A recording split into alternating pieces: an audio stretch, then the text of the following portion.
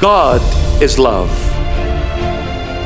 And God is the everlasting being. He is the everlasting being. God the Father and the Son and the Holy Spirit. The Holy Trinity. One God in nature, one God in essence. This is love.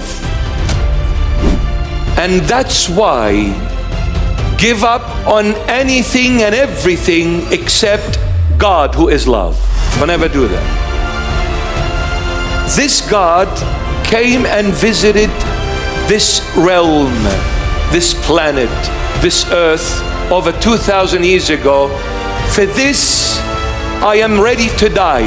For this, I will testify till the last breath, which God put in this useless, hopeless servant of His.